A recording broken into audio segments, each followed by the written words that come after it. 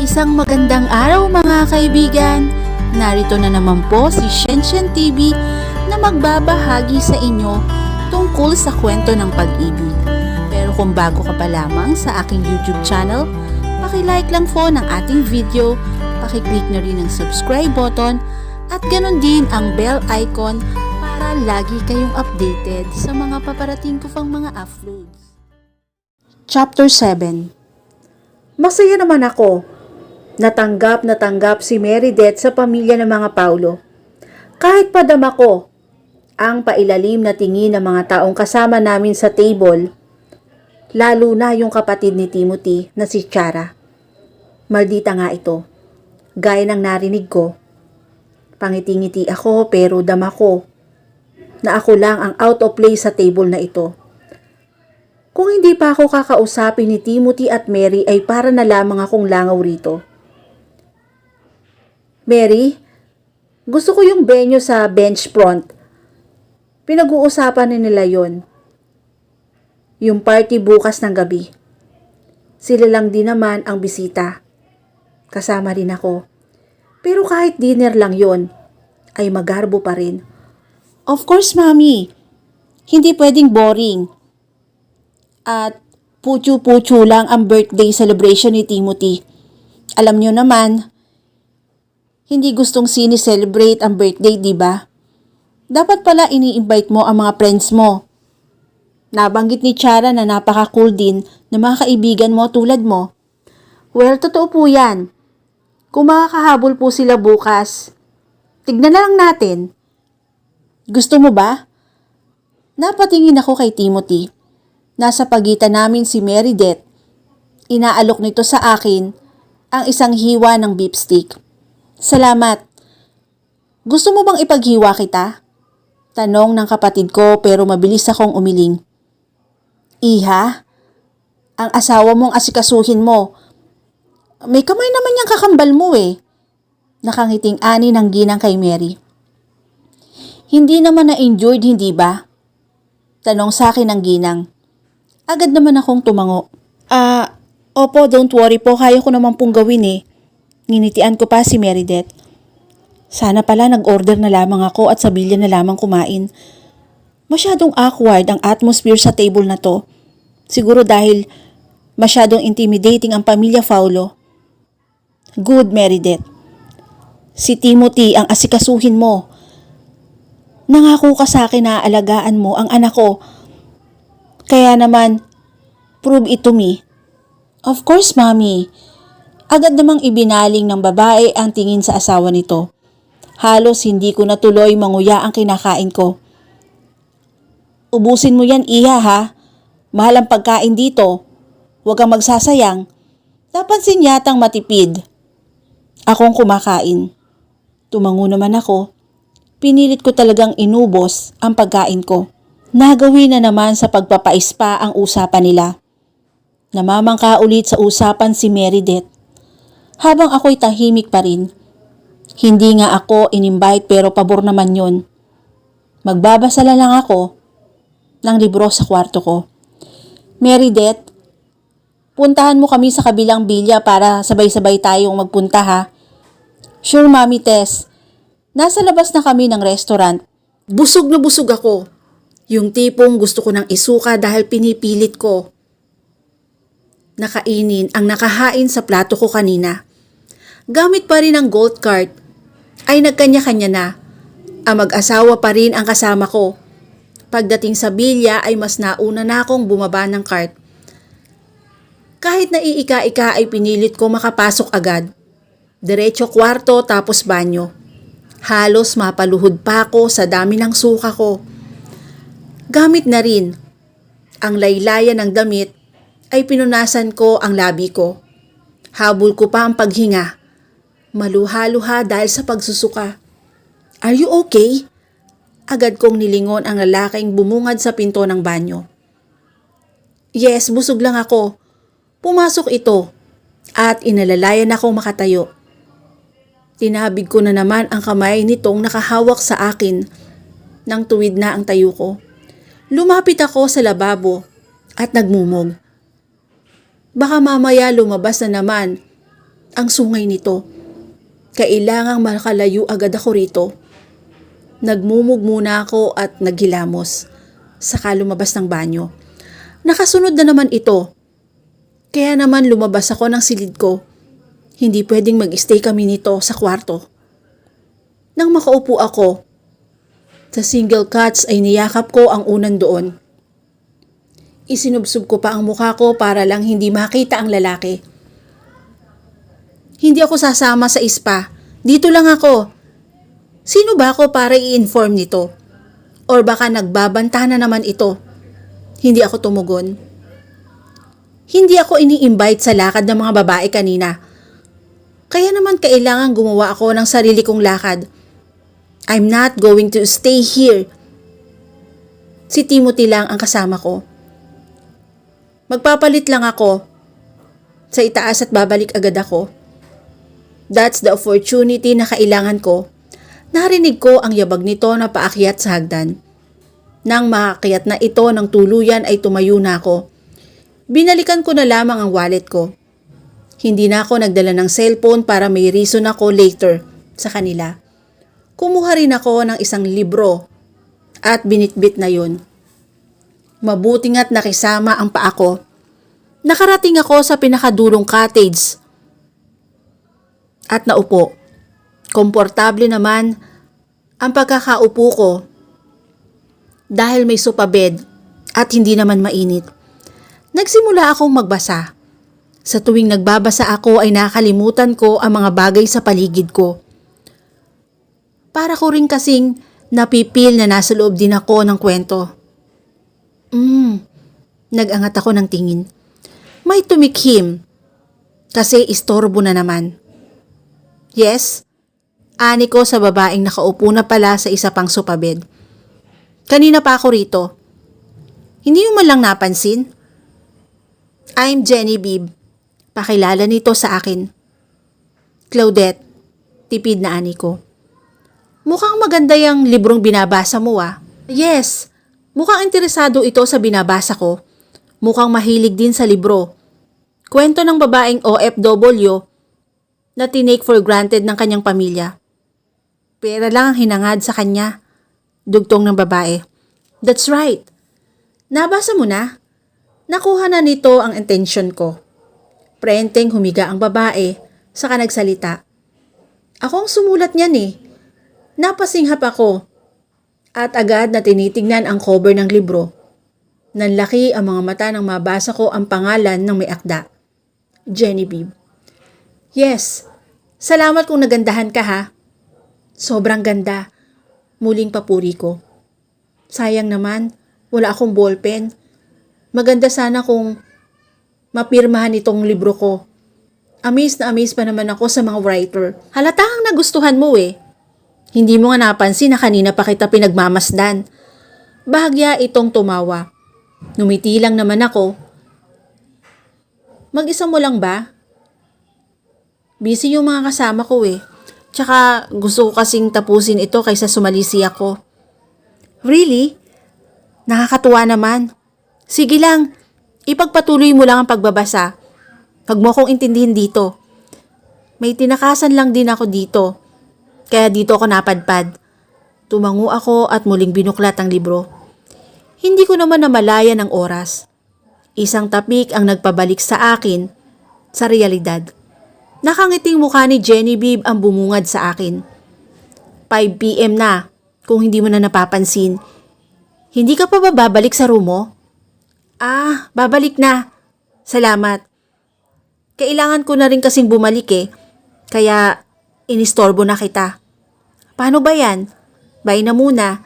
Tumango ako. Mas nauna itong umalis bago ako kumilos. Medyo kumirot pa ang paa ko dahil sa maling pwesto sa pagbabasa. Kung ano naman kasi yung mali, yun pa yung mas komportable na pwesto para sa akin. Naglakad ako pabalik.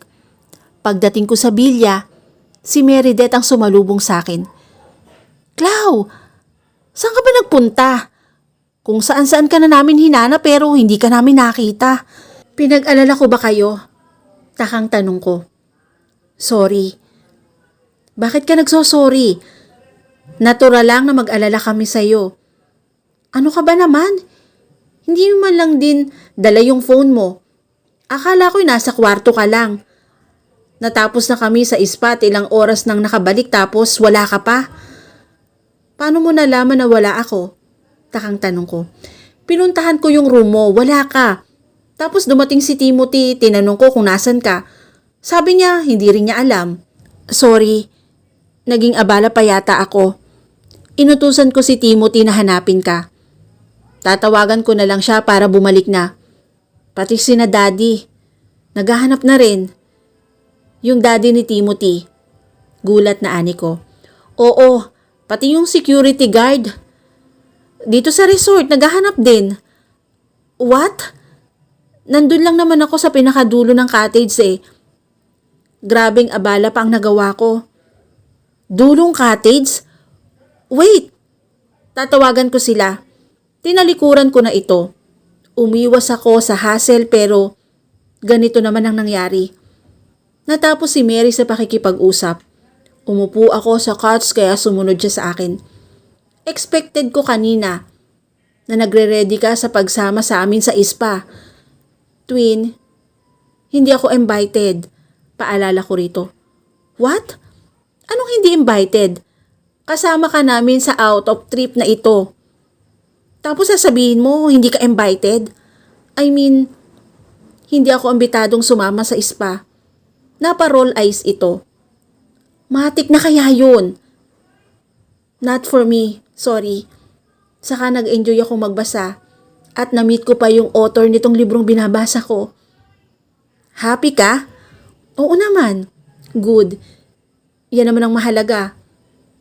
Ako nang bahala kina Timothy at Daddy. Pero nakakahiya na gambala ko pa sila. Pamilya ka namin, Clau. Hindi pwedeng makampante kami na wala ka.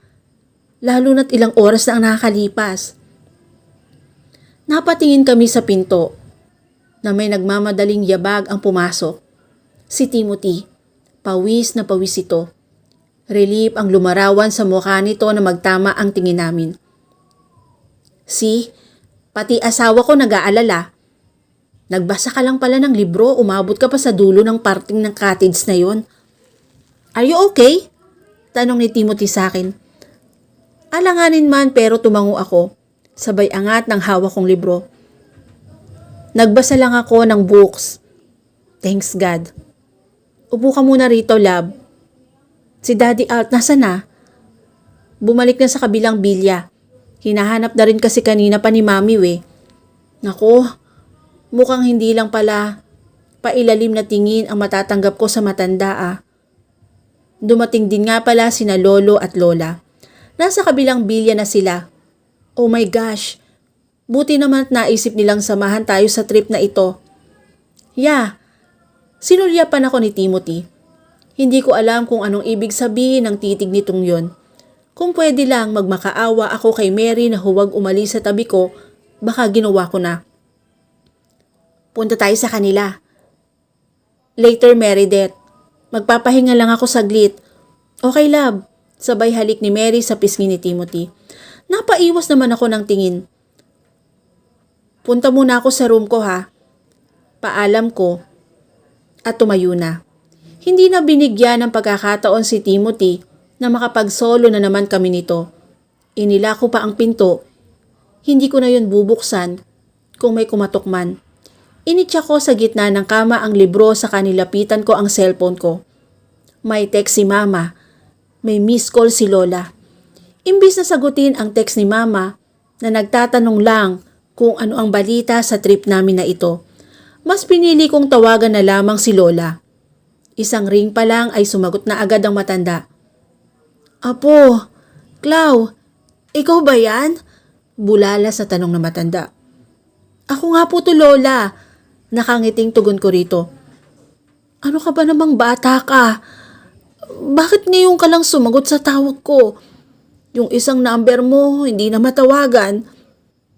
Lola, nasira po kasi Abay, dapat palagi mo kong tinatawagan. Dahil alam mo namang matanda na ang lola mo. Miss na kita, apo. Miss you to, Lola. Kapag okay na ako, uuwi na po ako dyan. Kahit dyan na lang po ako magtinda. Para malapit lang. Mabuti pa nga. Kaysa nasasaktan ka lang dyan sa metro. Dito kahit hatawin kita ng hanger, hindi ka naman iiyak eh. Natawa ako sa tinura nito. Lola, masakit po ang hanger. Magbagong buhay na po kayo. Malutong ang naging tawa nito. Hindi na kita papaluin basta umuwi ka na lamang. Sige po. Aayusin ko lang po yung mga iiwan ko rito sa metro. Mas masarap naman po kasi talagang tumira sa probinsya Mas tahimik, mas safe para sa akin. Tama, sigunda ng matanda. Pero kausapin mo muna ang mga magulang mo. Tignan natin kung papayagan ka nila. Oo naman po. Wala naman ho silang karapatan na pigilan ako Ikaw bata ka. Magulang mo sila. May karapatan sila. Kuritin ko yung singit mo Bilang respeto sa kanila, magpaalam ka ng maayos. Dahil hindi kita tatanggapin dito kung hindi mo yan gagawin. Oo na po, Lola. Labag man sa loob ko, sumang-ayon na lamang ako sa sinabi nito. Ibili mo kami ng pasalubong ha? Tsokolate at sabon.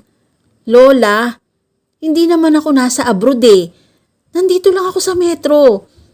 Natawang ani ko rito. Hindi ba pwede? Sige gold na lang. Napahagik-gik ako sa hirit nito. Sige na nga po. Opo, ibibili kita ng alahas mo. Ililista ko yung pangako mo na yan. Sana mapabilis ang pag-uwi mo para masaya. Opo la, I love you. I love you apo ko. Mahal ka namin ng mga tita at tito mo rito. Miss ka na rin ng mga pinsan mo rito. Malambing na ani ng matanda. Bakit nga ba humana pa ako ng opportunity rito sa syudad? Kung mas okay naman sa probinsya. Kasama ko pa ang pamilya ko. May kumakatok. Halos mapalundag pa ako dahil sa gulat. Mabuti na lamang at si Meredith yun kaya pinagbuksan ko. Tara sa dalampasigan. Iniangat ko rito ang librong hawak ko. Clau, nasa resort tayo. Alangan naman ang ilang araw nating pananatili rito ay ilalaan mo lang sa pagbabasa. Halika na. Gusto mo bang pasanin pa kita? Hindi naman, Mary. Nahihiyang ani ko rito. Then let's go. Kilos na para makalabas na tayo. Nauna na si Timothy sa dalampasigan. Sige, magpapalit lang ako. Nag-jogging pants at long sleeve ako. Tinawanan pa nga ako ni Mary na ang sexy ng suot. Pero mas komportable naman ako sa ganon. Kaya naman niyaya ko at dinala ko pa rin ang libro ko dahil tiyak na ma-out of place ako roon. Mabagal lang ang lakad namin. Sinasabayan ni Mary ang bawat hakbang ko. Natanaw ko kaagad ang grupo kung nasaan si Timothy.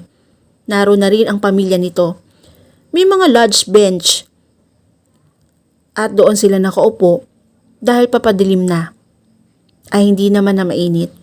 Kaya komportable na ang pwesto ng mga ito. May mga nakatayo pang mga stop sa bawat likuran ng mga upuan. Nakatayo ang mga ito habang hawak ang tray na may lamang juice. Pwede namang kumuha ng mesa para roon nila ipatong. Pero mas pinili pa nilang pahirapan ang mga staff ng resort. Maarte pa ang inabot ni Chara, ang baso niya at marahang sumipsip doon. Nandito na si Mary, anunsyo ni Tessa. Si Mary lang ba ang nakita niya? Or sadyang ayaw lang talaga niya ako na narito? Wala naman akong masamang ginawa rito para isnabin ako. Baka rin ganun talaga ang ugali nito, lalo't mayaman. O Claudette, masayang ani na matandang babae. Hindi ko kilala to, kaya bahagya kong pinisil ang palad ni Mary. Clau, siya si Lola Astrid, then si Lolo Delton, grandparent ni Timothy, at parent naman ni Daddy Alt. Pakilala ni Mary. Tumayo ang matanda sa kalumapit. Yumakap at bumeso sa akin. Magandang gabi po. Gabi na naman. May mga ilaw na nga ring nakabukas. Dito ka maupo, Clau. Hindi na ako binitawan ng matanda. May bakanteng upuan. sa tabi nito. Doon niya ako pinaupo. Si Mary naman ay inuupo sa tabi ng asawa niya. Buti naman at nakasama ka, iha. Ani naman ng matandang lalaki. Lolo Delto na daw ang pangalan. Bakit? Dawin nila akong kausapin ay parang kilala nila ako. Clau, na-meet mo na sila dati. Nung nag-propose si Timothy sa akin, saglit kong sinubukang mag-isip. Nag-focus ako saglit. Napasinghap ako na maalala ko na. Napatingin ako sa matanda na malawak ang ngiti. Naghihintay ng response ko. Oh my gosh, oo nga po pala. Galak na ani ko. Napatikim si Tessa, ang nanay ni Timothy, sa naging reaksyon ko. Kaya naman agad kong itinago ang excitement ko. Buti naman naalala mo. Ikaw talaga ang pinuntahan namin ng Lolo Delton mo dito. Nung sabihin ni Alt na narito ka, agad kong niyaya ang asawa ko rito. Po? Bakit naman po? Abay, gusto ka naming makita. Nangako ka sa akin noon na papasyal ka sa asyenda namin. Hinihintay kong tuparin mo yung ipinangako mo. Nangako po ako. Oo, hindi ba't? Ma, baka hindi maalala ni Claudette ang pinangako niya. Huwag niyo siyang pilitin na makaalala sa bagay na nilimot na niya. Saway ni Tessa sa mother-in-law niya. Well, hindi naman tayo nagmamadali rito. Happy ako nakasama ka namin ngayon dito. Baka ito lang happy. Kasi si Tessa at Chara ay hindi sila happy. Lola, gusto mo bang mag-relax bukas? Sure, gusto ko rin mag-relax bago umuwi. Nag-utos si Timothy na mag-set up ng bonfire. Kaya habang hinihintay ko yon ay nagkukwentuhan ang mga ito. Tahimik na naman ako. Bakit nga ba kasi pumayag pa ako na sumama rito? Ayos ka lang? Tanong ni Lola Astrid sa akin. Yes po. Hindi ka komportable. Siguro po'y hindi lang ako sanay. Amin ko rito. Malakas ang tawanan ni na Mary, Tessa, Chara at Alt. Habang nakikisabay rin si Timothy sa kanila. Ang Lolo Delto naman ay nakikinig lang at pangiti-ngiti. At dito na po nagtatapos Chapter 7 ng aking kwento. Muli po, maraming salamat po and God bless all.